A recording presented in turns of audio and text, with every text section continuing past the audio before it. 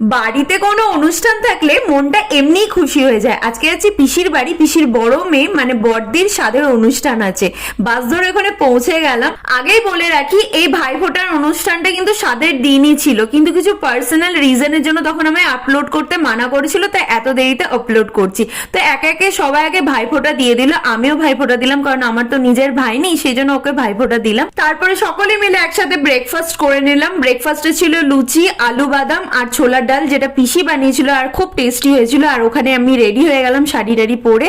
আর এই যে এনার ছিল আজকে স্বাদের অনুষ্ঠান। আর এইদিকে আমার বর্মশাও রেডি হয়ে গেছে, ওকে আমি একটু জ্বালাচ্ছিলাম, কারণ ওকে আমার জ্বালাতে ভীষণ ভালো লাগে। আর এই যে পুচকাটাকে দেখছো, এটা আমার একটা দিদিরই মেয়ে, ওর খুব সাজার শখ ছিল আমার কাছে, সেই জন্য ওকে আমি একটু সাজিয়ে দিচ্ছিলাম, ব্লাশ লাগিয়ে দিচ্ছিলাম। আর দেখো কত রকমের রান্না করেছে পিসি।